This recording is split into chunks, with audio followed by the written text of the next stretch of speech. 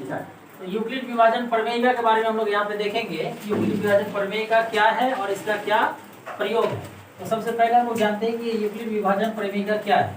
Euclid विभाजन प्रमेय का पूर्ण संख्याओं पर आधारित है, यानी यहाँ पे लिखा गया और ऋणात्मक पूर्णांक, तो यह और ऋणात्मक पूर्णांकों पर आधारित है। ये क्या है, पहले इसके हम लोग परिभाषा को जानते हैं। कह रहा है कि ए और बी दो धनात्मक पूर्णांक दिए रहने पर, धनात्मक पूर्णांक का मतलब प्राकृत संख्या समझ सकते हैं, एक से लेकर के अनंत तक प्लस वाला। तो ए और बी दो धनात्मक पूर्णांक दिए रहने पर, अगर आपको दो धनात्मक पूर्णांक दिया रहता है तो ऐसी अद्वितीय और ऋणात्मक पूर्णांक यानी कि पूर्ण संख्याएं Q एवं R विद्यमान हैं कि A बराबर BQ प्लस R। पहले इसको समझ लीजिए। तो कह रहे हैं कि A और B जब दो धनात्मक पूर्णांक दिया हुआ है तो हम लोग क्या कर सकते हैं, दो और धनात्मक पूर्णांक निकाल सकते हैं जो इस संबंध को क्या करता हो, संतुष्ट करता हो। और इस संबंध को ही हम लोग कब बोलेंगे, यूक्लिड विभाजन प्रमेय का। जैसे हम दो संख्याओं का उदाहरण लेते हैं, 25 और 7 का। 25 और 7, यहाँ पर दो संख्या दिया हुआ है। एक 25 भी क्या है, धनात्मक पूर्णांक है, और 7 भी क्या है, धनात्मक पूर्णांक है। तो ये दो धनात्मक पूर्णांक पहले से दिया हुआ है। यहाँ पर करें कि ए और बी दो धनात्मक पूर्णांक अगर दिया हुआ है तो ऐसी अद्वितीय और ऋणात्मक पूर्णांक, मतलब ऐसा अद्वितीय, अद्वितीय का मतलब सिर्फ और सिर्फ एक। तो बोलिए कि सिर्फ एक, तो फिर यहाँ पर दो कैसे आया, Q और R।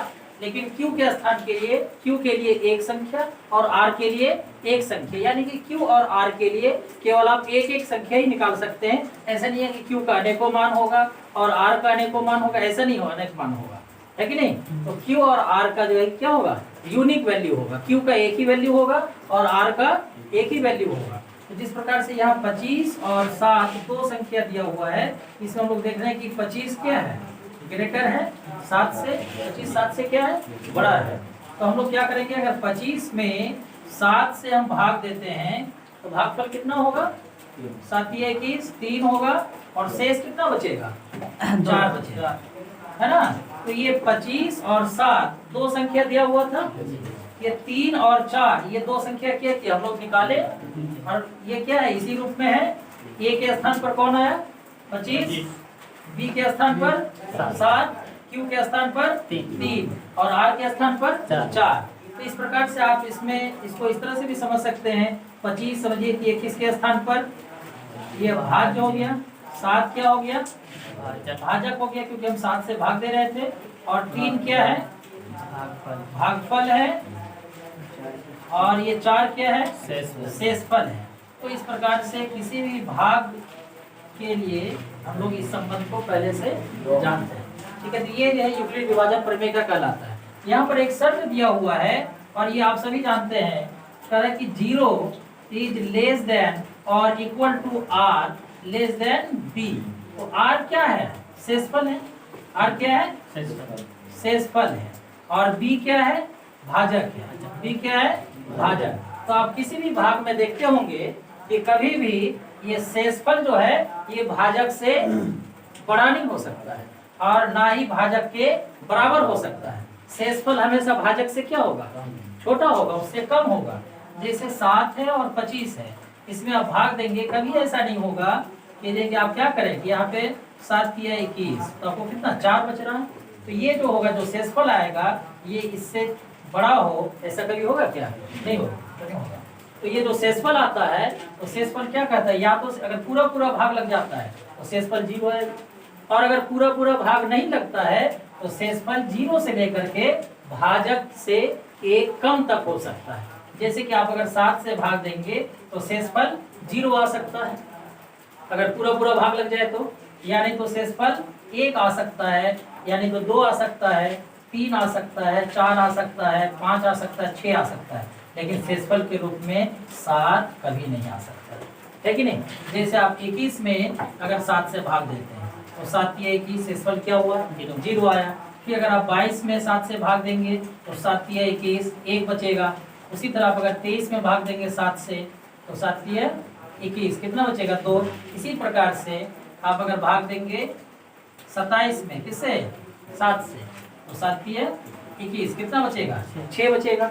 लेकिन आप अगर 27 के बाद आप अगर 28 में 7 से भाग देंगे तो 7 चौके 28, तो फिर से देखिए क्या 0 फिर यहीं से स्टार्ट हो गया। तो आप अगर किसी भी संख्या में, दुनिया की किसी भी संख्या में आप अगर 7 से भाग दें किसी भी पूर्ण संख्या में, तो शेषफल 0 से लेकर के 6 तक ही आएगा, इसके अलावा कोई शेषफल नहीं आ सकता है। इसी प्रकार जब आप 6 से भाग देंगे किसी भी संख्या में तो 0 से लेकर के 5 तक आ सकता है शेषफल। कहने का मतलब ये हुआ कि भाजक से एक कम ही रहेगा शेषफल। तो उसी चीज को यहाँ बतलाया गया कि भाजक शेषफल में संबंध बताया गया यहाँ पर कि जो शेषफल है वो या तो 0 होगा या 0 से बड़ा होगा, परंतु हमेशा भाजक से क्या होगा, छोटा होगा। और इसी को हम लोग यूक्लिड विभाजन प्रमेय के नाम से जानते हैं। और यूक्लिड विभाजन प्रमेय की मदद से हम लोग एचसीएफ निकालते हैं। इसका जो सबसे ज्यादा इसका प्रयोग होता है, इसका मुख्य प्रयोग जो है, इसका प्रयोग है एचसीएफ ज्ञात करने में, यानी कि महत्तम समापवर्तक ज्ञात करने में। जब आप दो संख्याओं का महत्तम समापवर्तक ज्ञात करेंगे तो उसमें यूक्लिड विभाजन प्रमेय का प्रयोग होगा। और जिसका यूक्लिड विभाजन प्रमेय का बार बार प्रयोग, उसका श्रृंखला में उसका प्रयोग यूक्लिड विभाजन एल्गोरिथम कहलाता है। जिस प्रकार से यह यूक्लिड विभाजन प्रमेय है, तो एक बार जैसे हम लिखे कि 25 बराबर 7 गुना 3 जोड़ 4, तो ये यूक्लिड विभाजन प्रमेय को प्रदर्शित करता है। लेकिन जब हम इस तरह के संबंधों की एक हम श्रृंखला तैयार करेंगे, इस संबंध की मदद से जब एक हम किसी बड़े हिसाब को सॉल्व करेंगे, एचसीएफ निकालेंगे, तो इसका बार बार प्रयोग होगा। तो इसके बार बार प्रयोग को, यानी इसके श्रृंखलन प्रयोग को ही हम लोग क्या करेंगे, यूक्लिड विभाजन एल्गोरिथम।